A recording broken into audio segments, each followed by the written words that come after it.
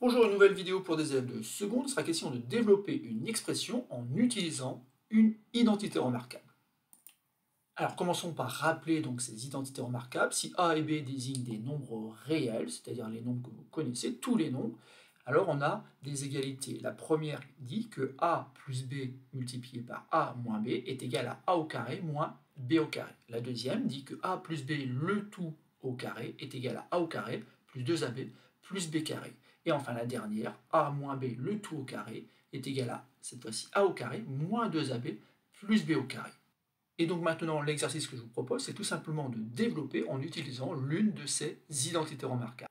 Alors il est important que vous appuyiez sur pause et que vous fassiez donc ce petit exercice avant de lire la suite de cette vidéo, où bien sûr vous aurez une correction de cet exercice. Alors passons à la correction. Donc on a une expression grand A qui s'écrit x moins 4, le tout au carré. Donc la première étape, bien sûr, c'est de repérer de quelle forme est cette expression. Bon, clairement ici, elle est bien de cette forme-là, c'est-à-dire de la forme A moins B, le tout au carré. Et ensuite, la seule chose, c'est tout simplement, bien sûr, de connaître cette identité remarquable qui dit tout simplement qu'en développant, on va obtenir A carré moins 2AB plus B au carré. Alors, c'est qui A? Ben, c'est tout simplement X, donc on va obtenir X au carré. Ensuite, donc, il y a un signe moins dans cette identité que je reporte, et je dois faire donc 2 fois A fois B. Alors, 2 fois A fois B, ça donne dans un premier temps 2 fois X fois le nombre B, et le nombre B, attention ici, c'est bien 4. Et ensuite, je dois terminer donc par 4 au carré. Voilà. Étape suivante, donc, je réécris cette expression de manière plus simple. Et ici, donc, je reporte le signe moins, et ensuite, je vais faire 2 multiplié par x multiplié par 4, qui donne 8x, précédé bien sûr du signe moins.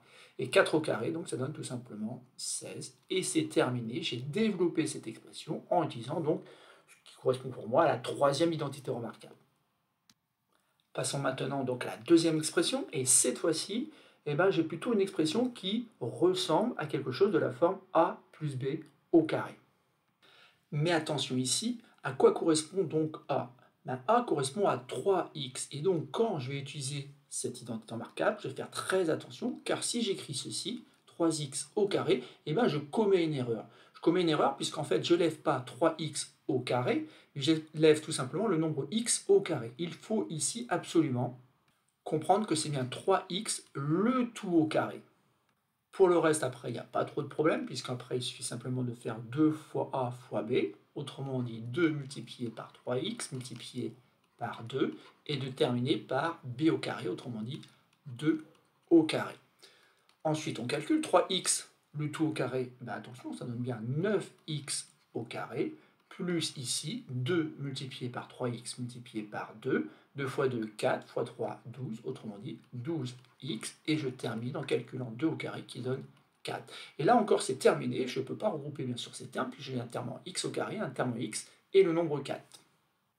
Passons donc à l'expression suivante, et l'expression suivante ici, elle ressemble à nouveau donc à quelque chose de la forme A moins B, le tout au carré.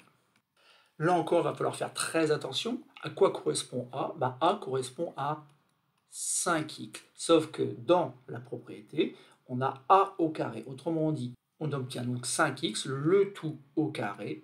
Et pour la suite, il n'y a pas trop de problème. Je connais mes identités remarquables, je les ai apprises par cœur. Donc j'ai bien un moins ici, moins 2ab, autrement dit, moins 2 fois 5x fois le nombre b, qui est bien sûr égal ici à 1. Et je termine par b au carré, qui donne 1 au carré.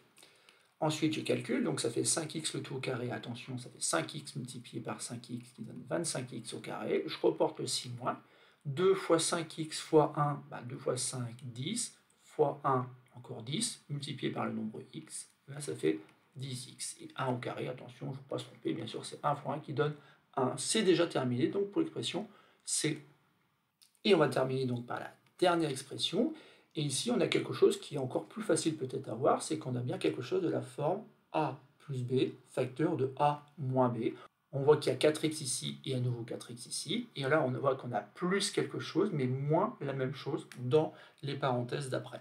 Et cette identité remarquable est peut-être encore plus facile à utiliser, puisqu'en fait, il suffit simplement d'écrire A au carré moins B au carré. Mais là encore, il faut faire très attention.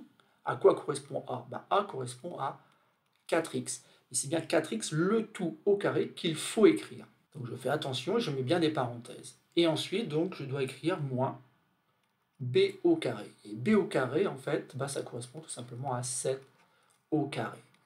Et maintenant, je vais écrire ça de manière plus simple. 4x, le tout au carré, c'est 4x multiplié par 4x, qui donne 16x au carré. Alors que 7 au carré, comme je connais mes tables, je sais que ça vaut 49. 16x au carré moins 49 est l'expression développée de l'expression grand D. Et c'est terminé donc pour cet exercice. Vous voyez que ce n'est pas très compliqué. Il suffit simplement, dans un premier temps, bien sûr, d'apprendre les identités remarquables. Dans un second temps, de bien repérer à quoi correspond A et B. Et puis après, bien sûr, de faire les calculs qui s'imposent. En n'oubliant pas que parfois, le A, il faut l'élever au carré. Et donc, ça nécessite peut-être de mettre des parenthèses. Et l'étape d'après, c'est tout simplement d'être capable d'aller encore plus vite dans le développement et de passer de la première ligne à la ligne numéro 3. Et ainsi, vous serez très à l'aise avec les identités remarquables. Quoique, moi je vous conseille de faire un autre exercice, un exercice où je ferai peut-être développer en repérant dans un premier temps justement les expressions à développer. C'est vraiment ce genre d'exercice qui va vous permettre d'être très à l'aise avec les développements.